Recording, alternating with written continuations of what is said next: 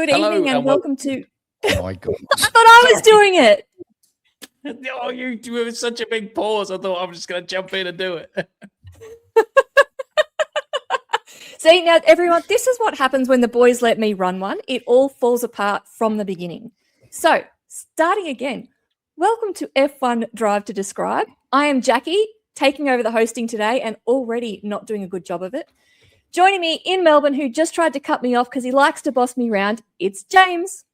I'm a very bossy person. I've been told this plenty of times. So, yeah, very true. Sorry, apologies. Yeah. Joining us from Brisbane, he's the one that will be picking up the slack for me when I mess up this really, really badly. It's Saga. And we are indeed a Formula One podcast, Jacqui, in case the listeners are unaware. We're a podcast on YouTube today. We are. Going well today. Going well, Jacqui. Seamless. Yeah. This is a YouTube only special. It is. I am taking over the YouTube only special. I did warn the boys that this could be an absolute failure. We are clearly off to a good start, but bear with me. It will get better. I think I've got some nice surprises in for you with this, with what I'm planning on doing. So, boys, I'm putting you against each other. There are points on the line. Who will win? James is very, very competitive. That's a good job. I was going to say it's a good job. Neither of us are super competitive. I don't know what you're talking about. So the rules of the game, I'm going to display on the screen, which is why it's a YouTube podcast this week. I will display on the screen either a short video clip of something Formula One or an image of something Formula One. And I will prompt you of what you have to tell me. You either have to guess what racetrack it was, what's significant about the video, when this occurred, how it may have caused a ripple effect through Formula One, but I'll prompt you as to what it will be. So that's where we're headed. Can I get a definition of ripple effect? Did it cause a rule change? Gotcha. So something significant. Yeah. Something significant. Did it cause a rule change or a car regulation change, that sort of thing? I would have thought a ripple effect is somewhat self-explanatory, James, but here we are, off to a great start. I just like if for all our viewers in the UK, a galaxy ripple is delicious. Fabulous. Is that like a Dove bar? Yeah, they're very good. If my nephew Max is listening, he loves a galaxy ripple. So yeah, Max, I love chocolates. Please send one over here. I ask James, are these sold exclusively in my favorite township, Tits and Giles? Tits and Giles. They're a nationwide snack. They're not just sold in Tid St Giles. Yes, Tits and Giles. Yeah. Hey, now quick thing. While we're talking about the UK, because I haven't had a chance to talk about this, and I'm genuinely excited. The good people of Clacton almost voted in a bin. It's you give the UK people chance to take the piss, they will snap your hand off. Yes, the Prime Minister, if you will. But the scary part is he was probably the best candidate. No shit.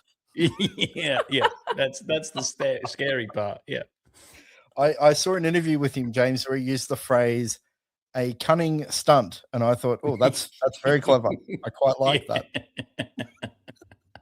That used to be my Tuesday night indoor football team name, the Cunning Stunts. You have to think your way through that. Oh, really? Yeah.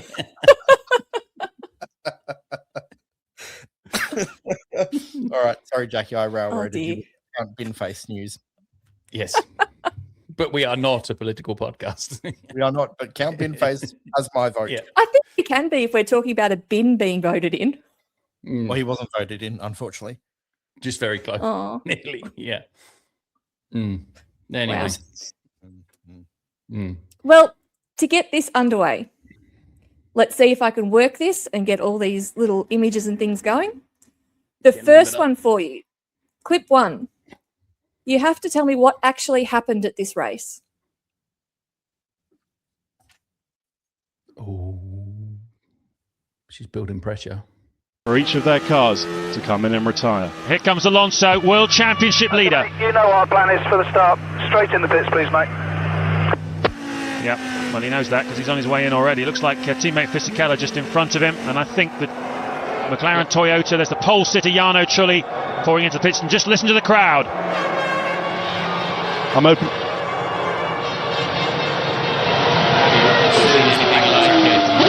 They're stunned, we're stunned. 2 Ferraris on pit straight. Will it be 2 Jordans and 2 Minardis? Some talk the Minardis won't do it. There's a Jordan, and ahead of him is a Minardi. So all the Bridgestone runners are going down to the grid. Coulthard was making a late bid to let me go racing. I want to race. I'm prepared to take the risk this afternoon. The problem is, if he has a problem and takes out one of the other drivers or whatever, there's some significant implications and ramifications of that. So it looks like we're going to have a 6-car start. 6 cars outside our window here. Well, the only people... James, your hand did shoot up very, very quickly there. Quicker than I expected. That's the famous Indianapolis, I think it's 2006.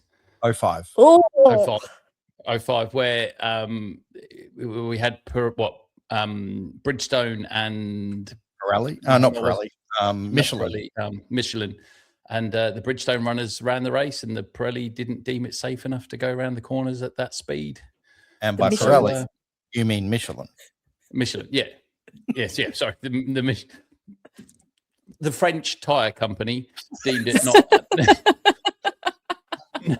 not safe enough to go racing, and so they pulled all their runners, and we had the most farcical Formula One race probably in history. I think it's and that is literally the grid there. The 6 cars on the grid plus the safety car at the back. That is the grid for the championship race. Yeah, so I think this race, this is a fun one to talk about because we don't often go down memory lane, but I mean, there was obviously the Ferraris wanted the points. They were the big stickler in the weeds here in this particular scenario where there was talk of adding, I believe it was a chicane on the bankment, right? Some sort of a slowdown moment because the tyres couldn't take the load. And Ferrari absolutely know we've got the tyres that work in these conditions where we're not allowing that. And therefore, we ended up with this farcical situation. Not only was it a farce of a race, the damage this did to Formula One in the US market was massive at the time. It's huge. Just imagine it happening now, where you could just how it would be dealt with and what would be it would just be diabolical. They'd be tied up in lawsuits now because of championship points and cost caps and being able to race and whatnot. But it was interesting going through these clips and the voiceovers, and it was said in that clip actually, Coulthard was arguing to still go out despite it being a safety risk. He still wanted to go out there. So that almost goes back to the old days of, we know we could die out here. Oh, well, let's go. He's not smart though, is he, David Coulthard? I was going to say though, you got to consider, like, think about traveling from here to, I don't know, for us it would be like Singapore, right? For them to get to Indianapolis from the UK. Yeah, maybe. In all your practice sessions, do your quali, you get to race day, and then they go, nah. Yeah. And you're like, oh, what? Really? Well, I'd want to go. You put in all that sweat equity. You want to go racing. Yeah. And it was back in the day as well, where the cars weren't completely foolproof as well. It was clearly, yeah. And it wasn't points to 10 places back then either. So it's not like Coulthard could have done an Alonso and just shuttled around in last place 3 laps down. Still wouldn't have got points. Yeah. So that was one of the longer clips. So yes. Jacqui, was it just what was this? Or what were we doing here? I like the talking fact about there was that. Fascinating. Yeah. That was it. The fact there was a tyre issue that led to 6 cars starting and racing a Grand Prix in relatively modern times without a weather impact. Can we just go back and for anybody that's a relatively modern Formula One fan, is just go back and listen to those engines again and look how good the cars look. Yeah. Oh, well, you're like, I've got others. I do have more with the nice engines, James. There so we go. Like some of the ones that I pull up. Can't wait. So yeah, let's listen back to this. This is going to get good because they're the best. So this next one, you need to tell me the race and the year. Ooh. If you're not the first one in, there will be a bonus point if you can tell me the lap. Oh, good Lord. Right. So first one in gets the real point, and if you can also tell me the lap, you'll get a point.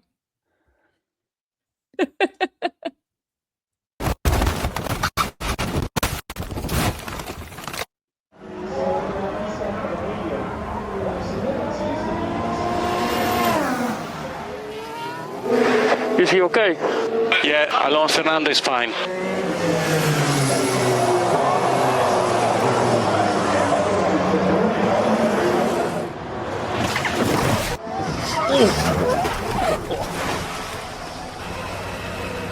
You are flying and you are bouncing around, and you see the sky, then you see the ground, you see the sky, and you know exactly where you are, and you keep moving. You want to stop.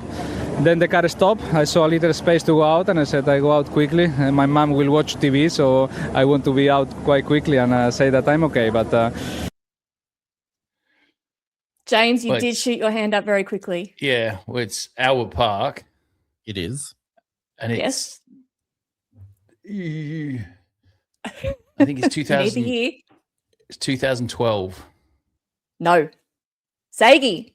2014. No, really, boys? Come on. Really? 13, right I'm guessing. 20, then. Yeah. 2016. It is 2016. Melbourne Albert Park.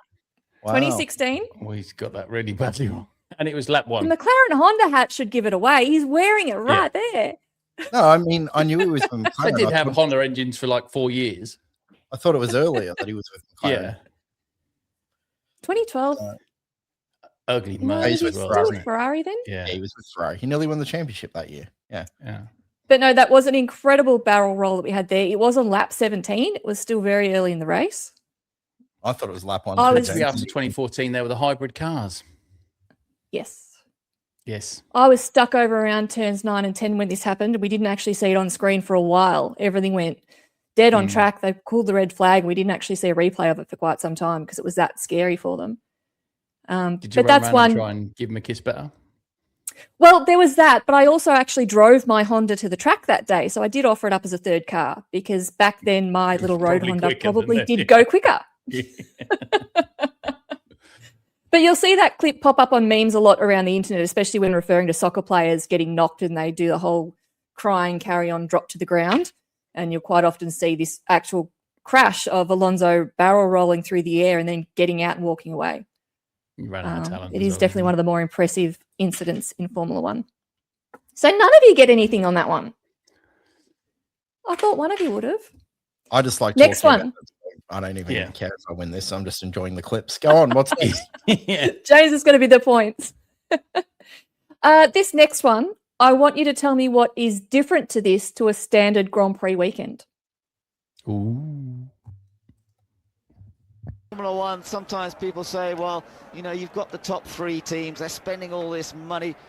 Why do these guys bother? You know, they're never going to win a race, but days like today make it worthwhile. Indeed, I mean, they're in business because they love Formula One, but also they have to make it pay. And those 2 points are the most valuable 2 points Polestar has ever earned. Hardy, it's, you know... Sagi, you can did have get that this one Sagi. first. Yeah. But Very, can I just, very- before you say that, can we just say how much Mark Webber looks like George Russell on that podium? Just the jawline. Yeah. There's a bit of George about it somewhere. I mean, anyway, I'll leave it to Sagi because I think he's getting a little excited under the desk there. Yeah.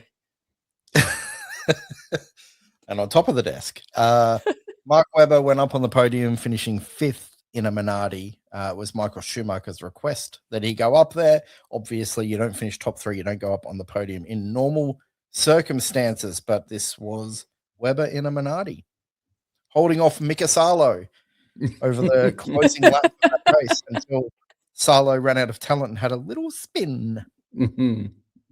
That was it. And the first points for Minardi and at home in Melbourne, in Australia.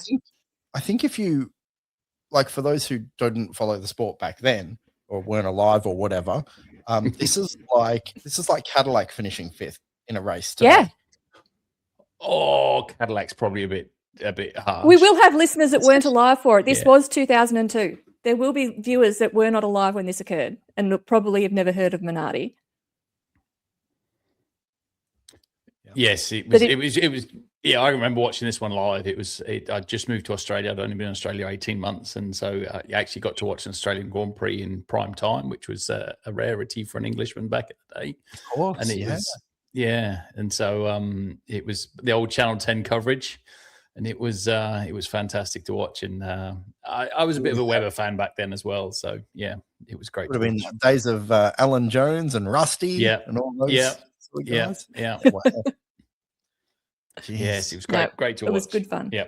And Minardi didn't have any champagne. All the other teams Yeah. provided the champagne for the celebration. That's right. They did too. Yeah. Oh. Didn't that happen recently as well, wasn't it? When Hulkenberg was on the podium, kicks Albert didn't have any champagne, and so Mercedes sent a couple of cases down for him. You could argue this was Webber's best Australian Grand Prix, despite all the years in a Red Bull. Yeah, it probably was. Yeah, probably was. Yeah. Crazy. Mm. Now, the next one is a tricky one. Oof. All I want you to tell me is who is the driver impacted? Impacted, okay. The one that suffers the most. Actually, I'll reword that. Who is the driver that suffers the most in this? And I'm going to be really surprised if either of you get it, to be honest.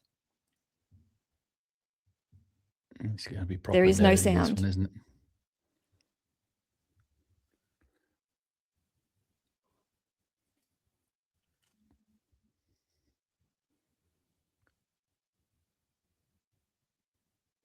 Jeez, that tyre's hanging on for dear life. Car held up pretty well, though, considering it got airborne. I'm trying to really see the helmet. That's Mansell's helmet, isn't it? No, it is not Mansell. Now, when you say who suffered the most, is this specifically a driver? This guy. Who is this guy? And that's why I've got it muted. Oh, it's a big crash. Have you boys never seen this? You're not even reacting like it's familiar. It. No, it's not familiar to me at all. Let's see if I can put the sound on.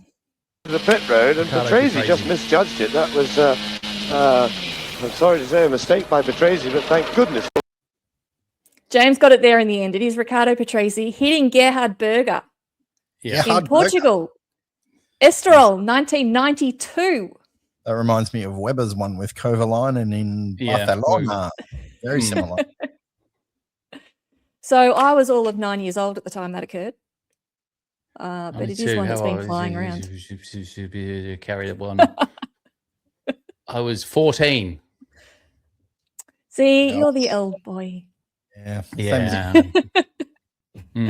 Now, the next one. This one's I want to know why that one? Because it's a clip of the older cars that pops up, and he went flying. It's not often we actually see a Formula One car go nose up in the air like that. Webber did it quite a lot in the Le Mans cars, but not so often in Formula One. But but Le Mans cars were quite famous for it as well back in the day. But I was just trying to think of 92, who was Mansell's teammate in 92, and Ricardo Petresi. Yeah, you were half there with the colours. Yes. And then I saw it, but Nigel Mansell was Red 5, obviously, which was quite famous, and I thought, well, I'll take a stab, but At least had a good guess at it. Mm. The next one's just an image, this one. And what's important about this one?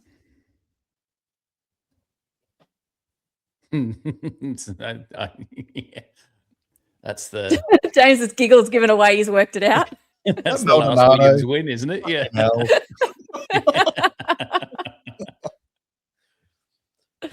It is Pastor Maldonado's one and only win in Spain. Does anyone want to guess the year? Yeah, 2012. Boom. Yeah, he was the 7th winner from 7 races at that point in the season. I don't know why I remember that, but that's absolutely true. He was the 7th race winner from 7 races, no double ups at that point in the season. Incredible. Which is pretty impressive, especially when you look at the 2 drivers lifting him. I think even Kimi Räikkönen had won the Australian Grand Prix that year from memory. So quite the season. In the ugliest car that ever raced in Formula One, that Lotus thing was hideous. You didn't like it? Audi. Have you seen this year's Audi? Yeah, but at least the car underneath, you take off the livery's not great, I'll give you. But that thing was just all angles, and it had the nose that stuck out over the top of the front wing. And it was the skinny little rear wings that made him look like letterboxes on the show. It was horrid. It's the only thing that I don't like about that bums me out about Jensen's win is the fact the car was so damn ugly. Williams' last win 14 years ago. Wow. It's been a while. So that was just a bit of fun. Maldonado didn't achieve too much in Formula One, but there we have it. Well, I think he's more remembered than way more successful drivers for being such a bad driver. Well, he's remembered for his crashes rather than his wins. Yeah. So I thought I wanted to highlight a positive for him. Let's try and change the narrative of Pastor Maldonado. Positive. There's not many more positives. Why are we trying to change the historical viewpoint of Pastor Maldonado? Next thing, should be trying to change the narrative on Nikita Mazepin. Yeah. Oh, there's news with him and Jack Doohan, I believe. That's a story for another day. Okay. What's next? Next one. You need to tell me when this was, not just the Grand Prix, but when it occurred. What does that mean? So we need circuit and when it occurred. As in the year? What does that mean? Yeah, you've got. Was it practice? Was it the race? Was it Oh. pre-season testing? Right. So Tuesday afternoon at 4:00. Yeah, gotcha.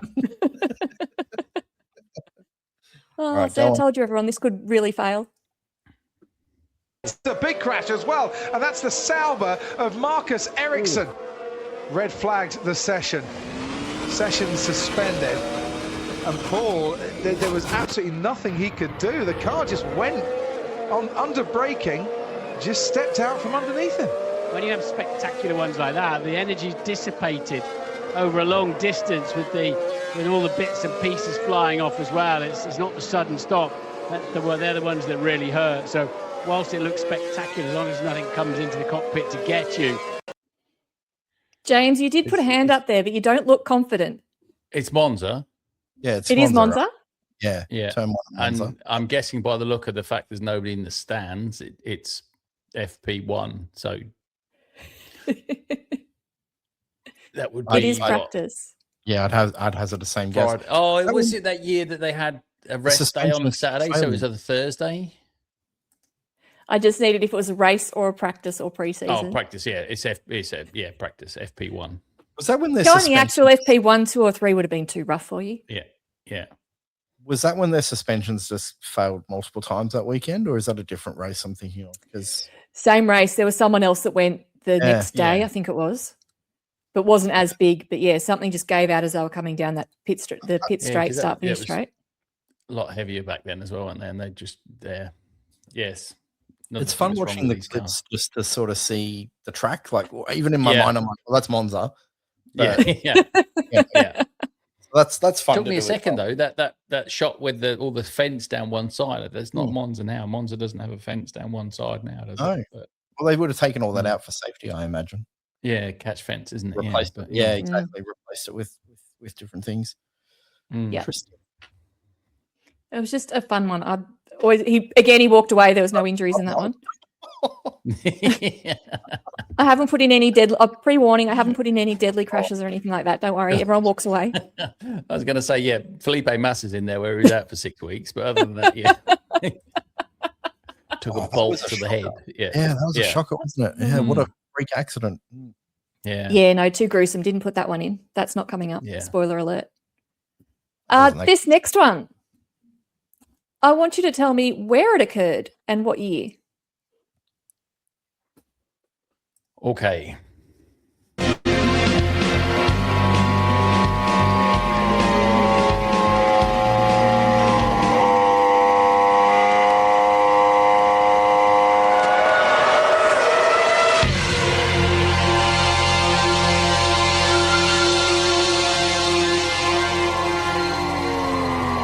Confusion reigns at Indy.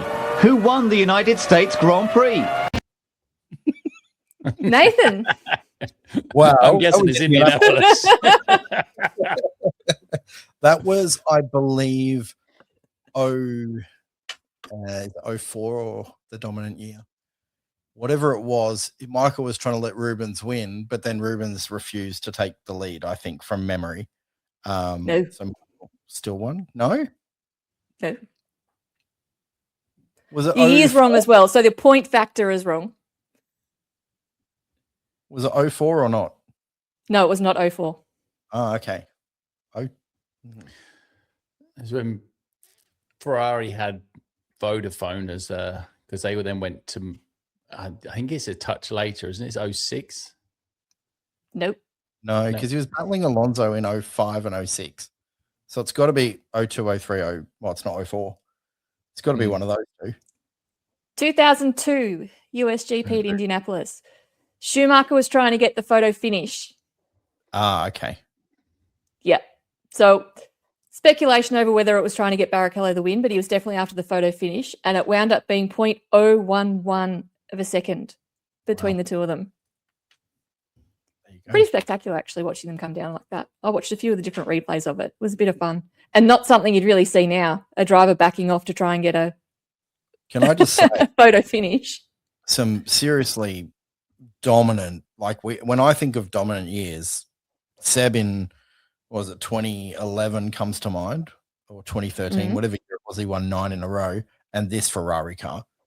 This thing was just untouchable for 3 years. It was brutal viewing, even as a Ferrari fan at the time. Yeah. Well, we were Ferrari. This is when you and I first met and we were the only Formula One fans around.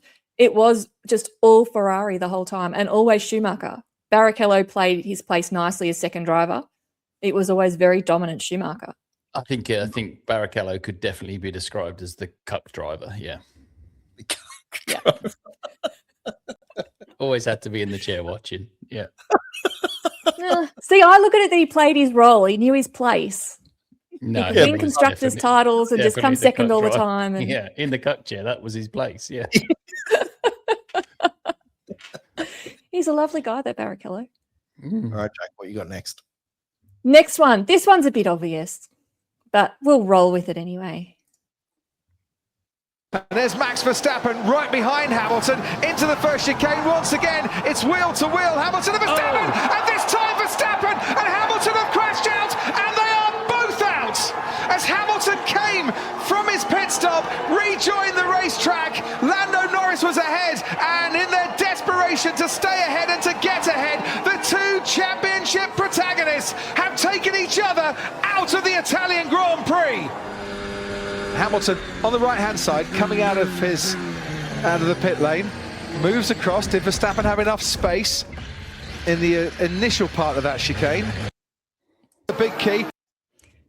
Nath, you threw your hand up first. That was Monza. What year was it? 2021. Boom. It's when another reason why Max shouldn't have been world champion that year. Not where I was looking to go with the commentary, but okay. Well, for the sake of fun and games, Jacqui, we didn't even do a podcast at this point. How do you view that collision? I was always a bit torn on it. I don't know if I can actually fast forward to the point here where he goes through. I don't think Hamilton actually gave Verstappen enough room as he's coming through. I think he has cut the chicane that little bit too much. It's his corner. He can do what he likes. He doesn't have to. Yeah, but you've still got to leave room. No, you don't. I think Verstappen was far enough past him that he should have been allowed past room. him. He was that. No, the rules of the day means he could have run him out of track and he'd have no claim to the corner. To be fair to you, James, and I often don't want to do that. Even the rules of today state you must be alongside the front wheel, which Max never was. And he was so far out of control, it's not funny. There's no way he's making the next corner. I don't agree on that, but I mean they're battling for a championship. Lewis could have made a business decision not to have that collision. He could have and finished the race. The trouble is with that is Max knows that if he throws it anywhere, then Max was going to throw it anyway, as we saw with Sao Paulo a few races later. Hey, but that's another almost to the point where it's an intentional crash. He knows he's crashing there. Do you think so? He knows. Yeah, I don't think he knows. He knows that he's entering. He knows. Yeah, Lewis would do exactly the same as what he would do, and there's no way that he doesn't crash there. I think it's Lewis's corner. I will say that. Yeah. I think he made a business decision to say, "No, mate, you're not having any room here," and therefore, and Max made a business decision to say, "I'm not giving up." And that's what we got. Yeah. It was an Good boys. interesting season. Forgetting the last race of the season, the whole season was like this between the two of them. It was box office. It really was. It was. I was looking forward to watching races every weekend. It was awesome. Yep. Apart from Paul Ricard. The epileptic Give me a headache. Yeah, yeah, and we did the circuit auction that year as well, and Taylor tried to flummox us by bidding on Paul Ricard, and we just let him have it. So why would you pick that festering shit of a race in a year where we had the greatest racing ever, and it was just boring as batshit? Yeah. All right. What's next, man? What do you got? Next one. Talking of grand moments and amazing things in Formula One, I want you to tell me what this is about. You can interrupt this one halfway through it. As soon as you know, yell this one out. But again, another massive moment in Formula One.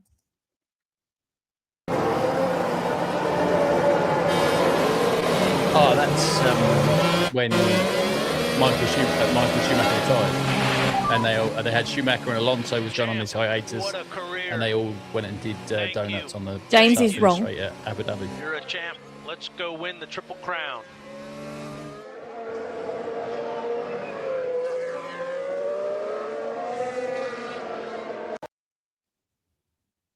It was not Michael Schumacher. He was in. Was it Lewis?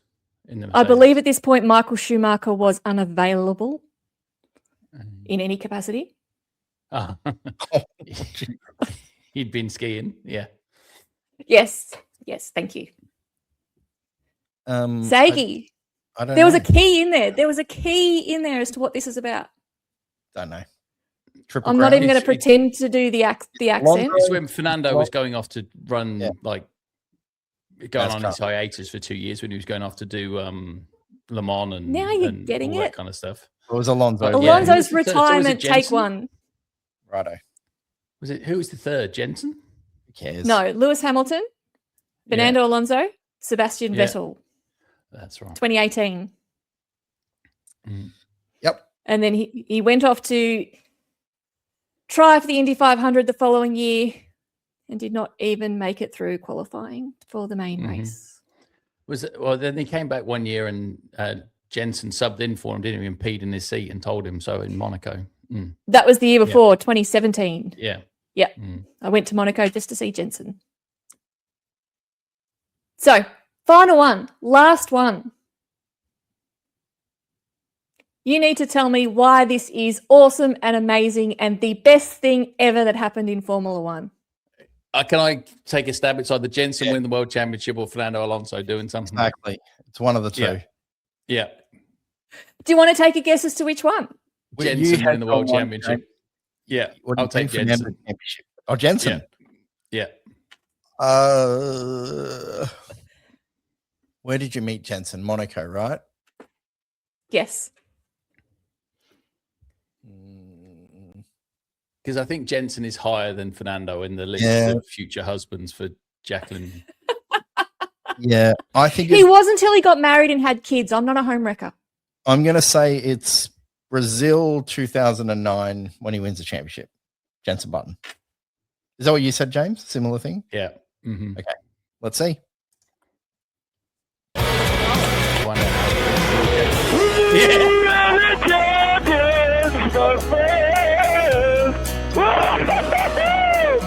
We are world champions! World champions!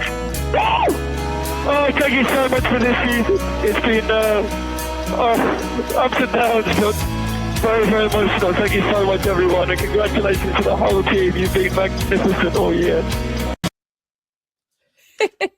He's just the best, isn't he? Can I just, that brawn car, that livery and the yellow on the tires? Yeah. Beautiful.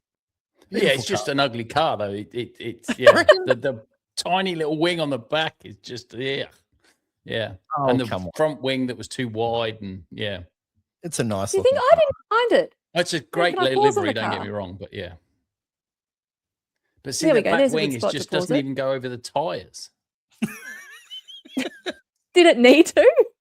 Well, they do now, don't they? They're kind of low and sleek, and they're slanted back a bit. It just looks like it's basically an old post box stuck on the back of his car. It's not that bad. I mean, they were all like that. Look at the Ferrari there as well. I know, but that was the rules, and they were just ugly cars. Yeah. It was a weird season too. They had some cars had the Kerrs, some didn't have the Kerrs. Like it was a wacky year. Blown double diffuser. But it was the best thing ever in Formula One to happen. The double diffuser was 2010. Mm. No, it was 2009, wasn't it? Because Jensen won the first six why he won the races, World Championship, because they couldn't. Yeah, they changed the rules at summer break. Yeah, you're right. Yeah, I did. Yeah, it just I don't know. It was a weird year for the sport, and it was kind of the coming out party for Red Bull. If you look back at it, they were second, I think, in that championship. And but it was a strange old year. Yes, it was a great year. Obviously, it's that how dominant they were. Nobody's been that dominant as far as the first six races as how fast that Brawn was. Yeah, and especially for a brand new car and a new constructors team as well. Yeah, brand new. We did a episode some time ago on the worst world champs of the 2000s. Don't you dare! I think Taylor and I tried. But to be fair, if Felipe Massa had beaten Lewis, he would have taken the crown. No, it's Kimi Räikkönen by a distance. 2007. I think I did choose Kimi in the end, didn't I, James? Lucky. Yeah, as well. You and I picked Kimi, and I think Taylor went with Jensen because Taylor's you could just run. an ass. Yeah. You could run the end of that 07 Kimi won. You could run that thing 50, 100 times more, and 99 times over 100. Kimi does not win that championship. No. Unbelievable that he did. But anyway, he did. Yes. He's in the record books, that's for sure. Well, that was we're ending it on Jensen winning, best thing ever in Formula One, the best world champion in history. I'm up there with the biggest Jensen Button fans in the world, but even I'm struggling to agree with that one. Everyone knows I'm a Jensen fan. It could not happen to a nicer bloke. Do you think the reason you're struggling with it, James, is because every year he didn't have a car that was dominant for 6 races? He was completely outclassed by all his contemporaries. No, he wasn't outclassed. He never had a good car. In a car, like when he was in McLaren in a competitive car, he won races he shouldn't have done. I tell you what, I think if a championship was run under damp conditions, Jensen would be a real show. He was an incredible changing conditions driver. Yeah. Yes. Well, you've got to remember until Nico Rosberg, he was the only teammate to beat Lewis Hamilton. Sure. I mean, Fernando missed by what? He's only a 7-time world champion. Was Fernando and Lewis even at the end of the season? The one that Kimi? No, he got him by a couple of points, I think. Yeah, it was close. Yeah, it was close. But then that was his rookie year as well. So the two-time world champion should have dominated him. He was too busy dobbing them in for things going on off track. May I add, it reminds me a lot of a certain guy who should be dominating his very young teammate right now. We'll see at the end of the year. Let's work that in there nicely. Thank you. Well, Tits and Giles, thanks for listening. And Max, whoever you are, Max attached to James, please send me through one of these Galaxy Ripple bars. Well, Max is as tight as a duck's ass, so he's not sending you anything. Maybe next time I'm back, I'll get you something. But it's the chocolate in the UK is just better. I don't care. It's just better. Why are we talking about this? Because it's true. It came up at the start. Yeah. Righto. You've never had UK chocolate, Sags? I don't associate chocolate with the UK in general, to be honest. Oh no, everywhere I go around the world, you've got to try the chocolate. Yeah. No, not a thing for me. Say he's normally too drunk, or It's not me Different either. vices. You think I am? I'm off at sports ball games. I'm off at sports ball games. That's my thing. Well, I hope you enjoyed that, boys. Yes. Talking about traveling, is I'm here next week, but the week after I'm not going to be available. I think that's That's what's it? I'm going to be in New York for work. Is that Monza? Is it? Well, is this it weekend coming in next weekend? right? There's no race this weekend. Yeah, and then so it's it'll be Dutch Zandvoort, Grand Prix, right? Yeah, I'll be missing for the Zandvoort race. Yeah, I'll be overseas, but I think I can. I think I. So can you might get have a podcast, everyone, of just me and maybe Taylor. and the maybe is doing some very heavy lifting there. Yeah, I was gonna say. I'll try and Let's see if join I can you work this from- video out and I can do it in 2 faces. I'll try and join you from my undisclosed location. Oh, Undisclosed location. Where the hell are you going? Are you going to Zandvoort? Just being mysterious. No, I'd love to be going to Zandvoort. Though. That was by far. You've done that, haven't you? Yeah, by far my favorite race experience. It's just so much fun.